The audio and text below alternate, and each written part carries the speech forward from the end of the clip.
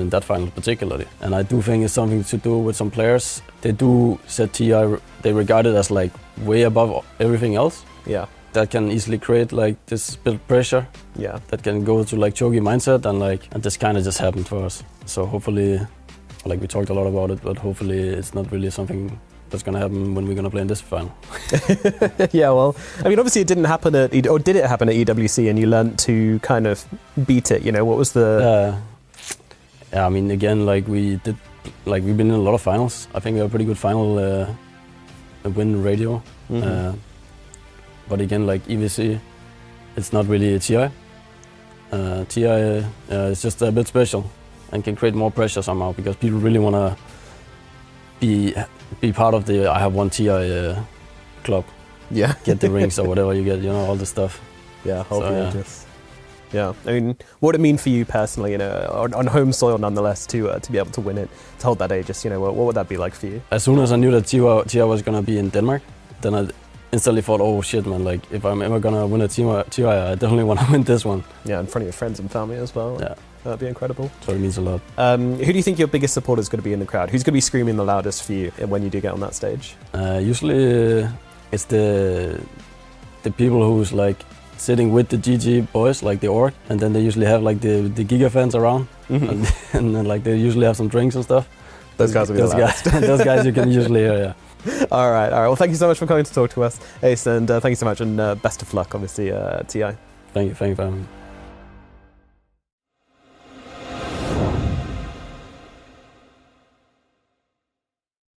Hello, I am here with Saika, or a player you may have formerly known as Nightfall, has now changed his name to Saika. First of all, I've got to ask, what does the new name mean? Why did you change it? I mean, kind of predicted people gonna ask this question.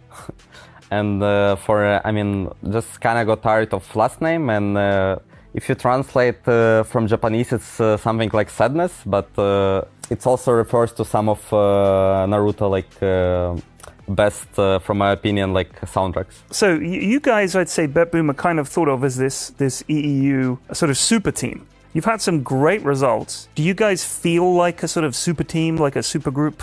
Or do you think like, we're not there yet, we can still do better? I'd not say we think of ourselves as a super team. Like a lot of people was saying it, I'd say back then, like 2 years ago, when we had like Pure in our team and I was playing free and it was kind of really like, like dream team. Dota is a team game. Like you need to have not only like good individual players, but also you need to be a great team to win. Speaking of that, you guys have had a little bit of rebuild here and there, like obviously swapping positions a bit for yourself, and like you said, Pure leaving the team. So when you've got a team that changes like that, how big a difference does it make? Like, is it like going back to square one, or is it's not too difficult?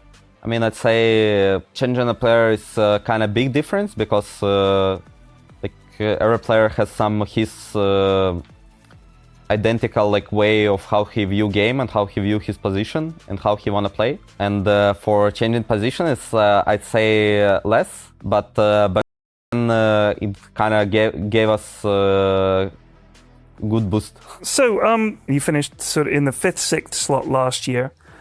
How are you going to improve on that and go further? What have you done to really sort of say, hey, we need to actually go even further than 5th, 6th, we need to get further in? What kind of preparation have you done for that mentally? We're basically learning and growing with each year. If you're a good player and a good team, you're going to learn something as an individual and as a team, like some new concepts. You have to believe it's going to lead you to victory.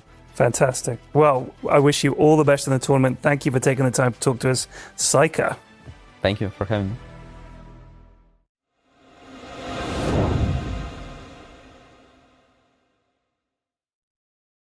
If they want to do better than top 6, they first have to make a deep run in that lower bracket, because that is where BB Team are right now. They did win earlier today, and that's why we're seeing them here again. We are going to watch their match up against Nouns. Will be a best of 3 elimination on the line once again. And we're at the half point of the day, and that means we changed our panel up. That means you're seeing me. I'm Shiva. I'll take you through the rest of the day together with my wonderful panel. I'm joined by Tigov, Effie, and Lacoste. Lacoste, we talked a little bit about it yesterday, but eliminations is really where the Dota starts getting more intense, and it just gets that extra little bit. Yeah, it's the extra spice, but it's also kind of extra sadness seeing the teams, it's the big dreams throughout the year playing Dota and your dreams being crushed here, which is always tough. Been on the receiving end in my career decades ago, always. But yeah, I know the feeling. It does kind of suck, but it's also what you're going to learn for the next, enjoy Dota, of course, and also what you're going to learn from some of these defeats. Yeah, it is what you're going to learn. Like I didn't learn a lot. We have to talk about what BB Team has learned, because we heard Saika or Nightfall just talk about their year and how they're going to try to breach top 6. And Tigov, that has been a little bit of a struggle throughout I would say, years. Yes. If we look back, 2023, when BB picked up the main core of the roster, they had Pure. They, across the entire year, they just finished, 4th to 8th, maybe even in the bottom 50%. Like, they struggled immensely. Sure, they got, 1 second, 1 third. And then 2024 season, they pick up Miro. You can see the shift has kind of moved them from the bottom 50% of a team up into the top 50%, picking up seconds, picking up thirds. But still, to this day, they're yet to get a tournament win. As a team that is, the MMR that they have, the prestige that they bring from Eastern Europe, it's been 2 years now that the core roster of 4 players has not found, success. And they are the highest MMR, Effie. They're supposed to do better. I mean, they're a team people expect a lot out of because they're just so individually skilled. But, I mean, Dota has shown us time and time again there is something that is beyond reach of MMR. When players play together, there's cohesion, there's synergy. And credit to BB Team, they have found a lot more cohesion and synergy this year with the addition of Miro, as the graph, Tigov showed us, pointed out. But even with that, it feels like they're always one step short of greatness. And there were so many tournaments this year. I can think of Birmingham in particular, where I watched them and I thought, this really could be the one where they finally get a first place finish. And they looked so good up until a point where they don't, right? And they just fall short. I've said that so many times. Yeah. This is it. This is the tournament. the time. They look good. In most of the tournaments, these guys, they look pretty damn good. It's just something that is missing, some kind of a magic. They're still not out, And I was wondering what this BB acronym stands for. It's the bottom bracket team. They need to make this miraculous run through bottom bracket or lower bracket. And so far, so good. Today, they had a great showing. Or buyback team. No Lack of buyback team. Yeah, almost didn't go the way they wanted to there, but in the end they do earn their spot to go up against Team Nouns. Now, they have done this before, both teams coming from the same group. And if we're talking about how BB Team has been lacking the magic in some of the matches we've seen, they opened their series. The first series they played in the Road to the International was against Nouns, and that magic, Lacoste, seemed very much there. It was insane. Like, this first game, that's why I didn't believe in Nouns after seeing that first series, because they got stumped. They got 1 kill. This is the least amount of kills here at the Road to the International. I mean, how much can you have? You can have 0 or maybe equal to 1, which is pretty difficult to top. But overall, this is the series that also shows that Nouns, they need to be able to adapt. We've seen the importance of adaptation when they were playing yesterday. They were unable to adapt. Their most successful hero is Protector. They're 4 out of 4. This is the strat that they've been running, and I think that Nouns got figured out. Now the question is, will they prioritize the Stream Protector in the first phase? Because that's, at this point, the only place they're going to get their hands on it. We're in the draft, game number 1 of this best of 3 elimination. Nouns will be Radiant, second pick. BB Team has already first picked their Enchantress. In terms of bans, not really something that is instantly standing out to me. Effie, maybe you have different ideas about that? No, this all looks pretty familiar. The Sand King and Doom got taken out. They seem to be by far Gunner's most high-impact offlane heroes. Mirana Yuma popped off on it yesterday, and this hero has just proven itself to be such a nuisance. And Nyx comes out as a counter to Enchantress. This happens quite often, but Enchantress doesn't get let through. But the reason people love to play Nyx versus Ent is just you follow her to lane, you eat her creep, and that already eliminates a big part of the threat. Also, when you're getting dove under tower by a centaur or something, Nyx is able to TP and also eliminate that threat. There is a bit of an issue, though, is that these jungle heroes like Chen and Ench, they group up very early, and Nyx typically does not like to play into an early group up. So if BetBoom kind of build around that idea that they're going to center around each other, ball up early on, maybe Nouns won't get that much value out of their Nyx. And they do like to do that. BB team does like to ball up early and play fast when they get the I'm not chance. sure if they do. I feel like they win their lanes. That's how they really won hard. against Team Liquid 2 days ago. They smashed them in 18 to 20 minutes. Yeah, I feel like Definitely draft dependent. Go ahead. Sure. Faye. Yeah, I was going to say, like, I feel like BB, they, some games they have that philosophy of, win lanes, crush their opponent, and then other times they want to sit back. But I think they are one of the few teams in the tournament that when they think they've won the game, they seem to kind of like ease off just a little bit compared to other teams, which allows for opportunity for comebacks. Like, and all the tournaments we've seen them play at, how many times has like BB lost a game because like they've built up an advantage? They've kind of got this like confidence that they've already won the game, and then like one pickoff or two here, and then suddenly it swings back around. So that's where like a Nyx Assassin for Nouns, even if the game gets difficult, there will be opportunities based on BB's history that maybe the X factor of the Dagon pickoff could help them recover what could be a difficult early game. Yeah, it seems like BB, they've done the research. Luna, Antrim, Protector gone. Nouns, they did win 3 out of 3 games, and they paired this up in the safe lane. This has to be one of the strongest, if not the strongest, safe lane that there is out there. We've seen quite a lot of, Maranas, quite a lot of Wind Rangers paired up, but I feel, this one, it feels really good. Marana doesn't have that much win rate anyway. What I would like to see maybe from BB team here is Lion +1. I think Save showed that he can play extremely good Lion. It also gives them something against this Monkey King in the lanes where you can stop him. They also have the spell mechanic, some early rotations from the Enchantress who can gank the lane. And also against Nyx Assassin having the instant Hex disable so that he can get Carapace off and kill him from 100 to 0. I think that'd be really nice. That's quite the early Monkey King, though. They do I guess have- the hero's value has gone up significantly this tournament, and when you pick this Monkey King, you also have the security of whichever offlane that you choose for yourself won't be countered by the Monkey King. And all of the traditional counters to melee offlaners like Ursa and Slark, they're not very good right now, whereas Monkey King still is and can be flexed to mid. I feel like Monkey King is becoming an equivalent of what Luna is in the draft, where you pick Luna and you don't feel that bad having it, right? Like from mid lane, you can play a lot of matchups. In carry, you can punish a lot of the melee offlaners that we see. So in regards to like draft strength, it doesn't really feel too punishing. So I can maybe see that logic, but also the speed in which you play, right? Like Nyx Assassin wants to find heroes and kills, therefore Monkey King, you get like Orb Corrosion plus like Deso or BKB. They're also chasing around the map looking for kills.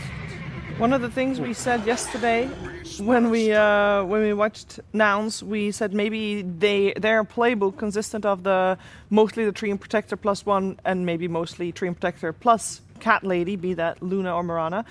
It seems like with now their opening with the Nyx Assassin and the Monkey King, they are playing heroes that they haven't played yet this road to the International, so they are showing that they have prepared something else. Oh, that doesn't inspire confidence, T? He's giving me a bit of a difficult face there. Yeah, I look at BB's 3 heroes and I'm like, whoo, laning phase is absolutely like one-sided at the moment. Like Kotl plus Beastmaster, you got Illuminates going into lane, you got Wild Axes going into lane, you make stacks. Like Beastmaster, so far at like Road to International, we've seen games where he struggled to get items. This lane of Kotl Beastmaster it's a free pass for Beastmaster to get to his first item. You have stacks, you can you're gonna dominate the lane. It's quite a lot of Damagio, you have extra Chakram, but also if, let's say you get ganked, you have an extra hero in your lane, you can always fall back to stack, so looks really good, I would say. The question is, who do they want to pair up this Keeper of the Light with? In the previous series that they played, it was Storm Spirit GPK, having that Keeper of the Light, getting that extra mana, so you need to utilize a hero. I'm maybe thinking Storm is always going to be good because limited lockdown on their side unless you get caught by Nyx Assassin or some Boundless Strike into Nyx Stun. I was maybe thinking Void Spirit. We've seen Void Spirit popping off recently. And potentially any Spirit hero would work in the mix, but the Chen comes out from Nouns that we didn't talk about, and typically when Beastmaster used to be very popular and picked all the time, teams would have to ban Chen to protect the Beastmaster on lane because a lot of the strength of this Beastmaster comes from his ability to play into Monkey King with his boars, which makes him one of the melee heroes who isn't too vulnerable to MK. But with Chen, who basically takes over his boars, that removes a lot of that lane threat and a lot of the kill potential of this KotL plus Beast lane. So I think the Chen pick really protected Nouns' safe lane. And it's also a fly specialty hero. We haven't seen it in a while, but he is no stranger to Chen. Yeah. There's something about the KotL part where Beastmaster, I think if you didn't have Keeper of Light, the counter feels good, but because you have Keeper of Light, like, you don't really care too much about Boar anymore, because it is all about the spam, the magic spam, the push. So it's like it's kind of okay, but I'm skeptical it's going to be the biggest lane winner that we've seen in previous drafts. Center coming out for Nouns. Gunnar will be taking that one on. A bunch of auras is what Nouns is looking for. Like, Chen will get like a drum or the mech. Chen will then bring out a blink and a pipe, and that is when they're going to really go. So Monkey King, be it carry or mid, will need to bring that 20-minute timing as well to just try and survive the roar, the illuminates, the pressure that BB applies, because I just see a slow start to the game, but once they get online, they just hold each other's hands and walk around the map trying to break down BB. Also, within the draft, Centaur should give Nyx independence after a few levels, where Nyx can, after just doing some creep shenanigans and manipulation and whatnot, he can go through the Twin Gate, try to maybe kill the Beastmaster or KotL. He can rotate mid. He can just goof around in the jungle if he needs to, make scout out stacks. Like, Nyx has a lot of freedom to be independent because of the Centaur pick. They do have the burst damage. Later on, you have Centaur, you have Monkey King, Nyx Assassin, if he gets to his Dagon. And also Stampede. I think this is a highly valuable spell that they just picked up against Enchantress, against Keeper of the Light. You want to find this Keeper of the Light. You do not want to see him use like 4 or 5 chakras on enemy carry or an enemy mid laner so that he gets multiple rounds of spells. Nouns do need some range damage though, because they have 3 melee heroes in Nyx, Monkey King, and Centaur. And if this Beastmaster gets off to the start that we think he will, because he's going to have so much stacks that KotL is going to make for him, an early Ags versus 3 melee heroes is very hard to play into. So they need some kind of damage coming from a distance to not commit too many bodies to taking down the Beastmaster, because this is the tempo hero that BB are going to play around. 5 seconds remaining. Yeah, very strong Invoker pick as well. Effie mentioning like the melee aspect of Nouns lineup. You put in tornadoes and EMPs and deafening blasts from Invoker. That is a lot of fight control, but this is close to 4 specialty heroes for BB at this point, that it just comes online so quickly. Still with carry for the last pick. On the bright side for Nouns, they have overall last pick, so they can decide at the last moment where that Monkey King is going to go. But now that they already see that Invoker, do you want to put your monkey up against that, or will you opt for something different? It seems like BB team, they're banning out Puck, so they feel like picking an Invoker is enough to make Yuma be the one playing Monkey King. They're going to be looking for a mid hero, most likely. Something for Copy. Copy's hero pool so far, a mix of melee and range heroes. The big one that he did play was Earthshaker. Problem is, you're playing into Invokers, you will not have that much of an impact, at least early on, where your mana is going to get burned, but overall for the game, it could be a really good pickup. Mm-hmm. And I wouldn't mind the Monkey going mid versus the Invoker. Like, that's a fine lane for the Monkey. The only threat would be the Enchantress rotations, but he should be able to CS well. And then maybe a safer safe laner to pick here. Sounded funny, but it is like the ranged it is the ranged carry meta for a reason. You need your carries to be able to CS comfortably and protect themselves. Let's see what that final ban is going to be for BB team. If they want to protect that Invoker a little bit more. No, they want to remove a safe laner as the Weaver gets taken out. They wanted to remove elusiveness, because they don't have that reliable stun Invoker. He needs some kind of a setup. KotL, Enchantress, these heroes are very... Like, they need something, some kind of a setup. They don't provide you with any kind of control. Pretty much your stun is Roar and Cold Snap. Yeah. Okay, yeah. I wanted the like a Troll or an out for a safe lane for BB to just farm freely while Centaur gets left alone. You want that carry that naturally needs a bit more time from laning to just exploit it. So melee carries that are independent wave pushers helps a lot. Also, it's a hero that makes use of the chakra magic from Coddle in teamfights. All of a sudden, you're enabling this hero's like low cooldowns by having a stun that can be thrown out a lot. Also, the tempo coming out of an Alchemist, Beastmaster, Enchantress lineup is terrifying. The tempo that would come out of a Chen lineup does not even come close to matching what BB have right now. Oh, A Razor.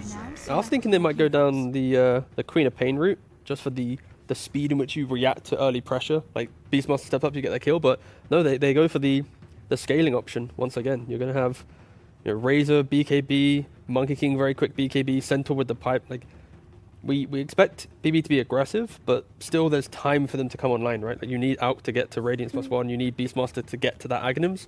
So there is a window where Nouns should at least get the defensive items to take a good fight against the expected, aggression that we see from this lineup. It's also range damage, which they sorely lacked. I think both teams got the drafts that they wanted. This looks to me like pretty much BB draft 4 out of 5 heroes. It screams BB. On side of Nouns, they needed to cook something differently for this one. Razor, Copy did play it earlier, and I think Razor in this game has a pretty free reign. Once he pops a BKB, the only thing that can stop him pretty much is the Beastmaster. They don't have ways of increasing his damage. There aren't like these big things that they can throw on top of him, no IO or anything, but they have a Stampede, so he can choose which target that he wants to go for in a fight. Yeah, it's just another story of Nouns have great scaling. They have good core-to-core matchups in Monkey King and Razor versus Alk and Beastmaster now. As long as they can get to a state where they have like 3 items and BKBs to play into BB, they can definitely take it. But BB have terrifying tempo. They're playing on Enchantress, early Ags Beastmaster, an Alchemist that's going to come out with a Blink BKB very early on. So there's going to be a period in the game from like 20 to 30 minutes where Nouns are going to be on the back foot. And if they don't lose by then, they have a good chance. Yeah, now just need to show that they are, tactically aware of what's going to happen in this game. If they try and they don't really make moves, right? Like Razor doesn't want to make moves, no one wants to make moves. So if they just sit down, farm, defend an odd tower or two, they can get into the game. But if they play BB's game, then it can be a little bit scary. So yeah. At what point do you feel like if you're going to watch Nouns and see if they can weather the storm that BB is throwing out here, at what point are you going to be worried for Nouns? If they don't contest second Roshan. If they give away like 2 Roshans for free and they're just still in that kind of farm state, then they probably could have a lot of problems. But they can give 1. Yeah, 1's fine. You give up tier 2s, but like they need to have all the tools when, BB are expected to be barreling into your high ground around, maybe 25 minutes or so, yeah. Yeah, it seems very scary to deal with. You feel like they can do it? On side of Nouns? Yeah? Yeah, but this game needs to be slightly later, I would say. Okay, let's find out what's going to happen in game number 1 of this best of 3. We're heading over first to Milan, who's going to be talking to Nomad. Thank you very much, Shiva. Yes, indeed. Milan, I mean, they've gone very comfort on the side of BetBoom. What do you think about that? I think that's their style. We expected a lot of heroes that they picked. Like their team that tries their guts, they had ups and downs, but they have been like sort of stable team throughout the season. Like they had bad results, but these players are high MMR, they believe in what they do, and I think it's good what they took. It should be, but we try to counter it and we'll see what happens. All right, and what's your mentality like after your loss yesterday? How are you coming into this one? I think the games in the playoff against Spirit and Gaming kind of showed us that we can play against anybody because we beat the TI champions and we had a close showing versus RIA champions. So I think we can play against anybody, but it's mostly about us. If we play well, then we have a good shot. So it doesn't matter who is the opponent. Thank you very much. Best of luck in the game. And now we're going to throw it over to our casters, which for this one will be Sunsfan and Synderen. Thanks so much. He's bummed. Thank you very much, Nomad, as we have this best of 3 underway between Nouns and BB Team. Already a Boundless Strike on to save. He will survive on that glorious horse of his. Synderen, what do you think of this matchup? Oh, this will work. Oh, hang on. Did they get 4 bounty runes? Oh, boy. That's not... sorry, that didn't really answer your question, but that's a pretty rare thing at this level, that one team manages to get all 4. I was like, how did BB just get a 1k net worth lead here? And, well, on top of that, they also have 250 extra gold in the Alchemist, so they're off to a good start. The matchup itself, I think the panel was pretty spot on. The lineup of BB here can play extremely fast if the laning stage goes well, so Nouns need to be careful with not getting rolled over. However, we did see a similar situation in one of their games against Gaming Gladiators yesterday, where they managed to do exactly that with some good early movements to solve the problem in that individual game. So they've shown that they are capable of playing against high pace And if their own lanes go in a stable manner, should be an exciting game. Yeah, and I think Nouns, despite losing their last series, I feel like feels like they're on the up and up, right? They have a lot of momentum. I think a lot of people were counting them out, and then BB Team on the other side, they're struggling with the same issues that have plagued them from time immemorial, Cinder, and even with Pure on the team. Apparently getting rid of him doesn't change anything. In fact, he's on Tundra and he's destroying right now. But it feels like they always come in with a lead, and you just never feel confident that they're going to bring it home, you know? It's just such a strange thing to happen over a 2-year period for the same team. Yeah, the thing is, if they ever figure that out, they will be the best in the world, probably. Yeah, probably. Legitimately. This is a team whose Achilles heel is,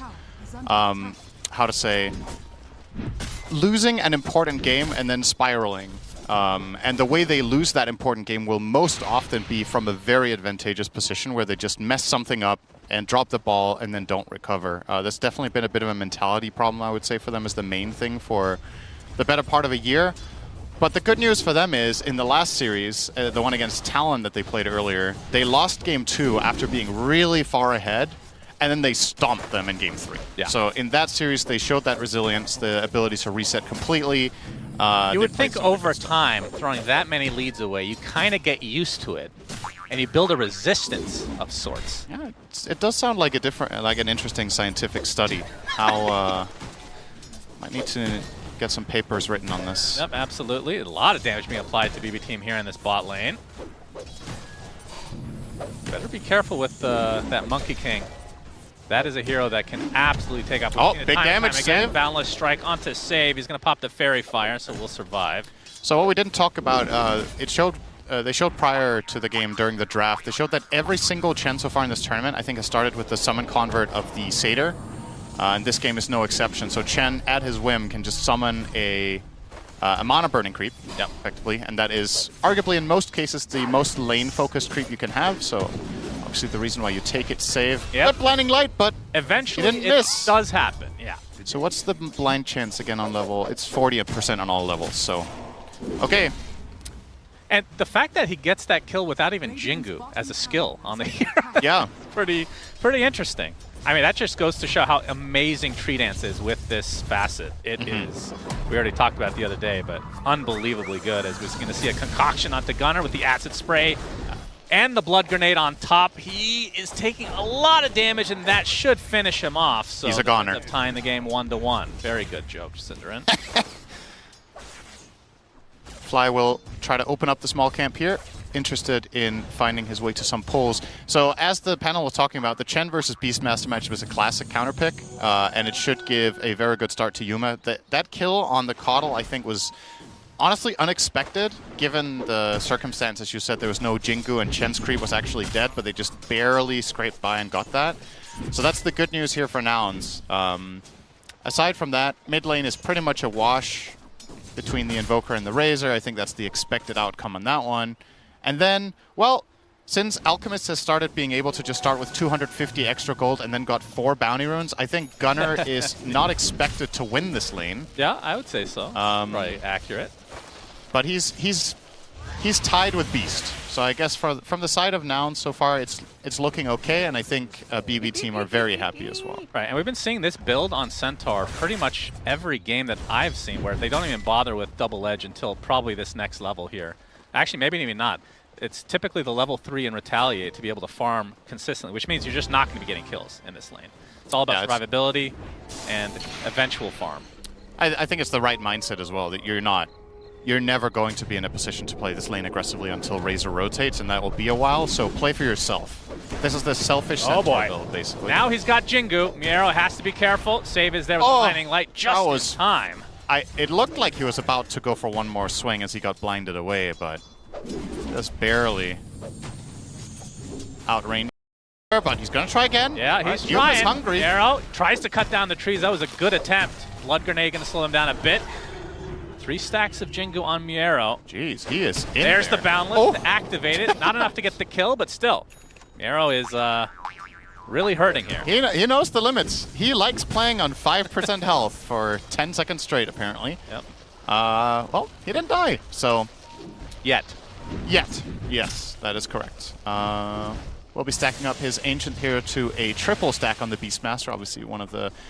This is something BB team have done a very good job at. They also were putting a lot of emphasis on this when they played the Caudal Storm game earlier today. Tons of stacks. And this time it's both Save as well as Miero making stacks in 2 different camps. We'll see if Nouns, arguably with the best invasion hero in Dota right now in that Monkey King, will try to deal with that at all, if they're able to. Arguably. Yeah? Is that an argument? You could make a case for a hero like Storm, you know, if you have vision, you can always just jump in. Copy. He is. He's going to get punished really hard by BB team. And Miero with a celebratory tornado. He was trying to KS it, but Saika hit too hard. So, unfortunately for him, his carry gets the kill. A very sad outcome, of course. Yep, very sad. If you're a mid hero, you want everything. Mind Flare is the biggest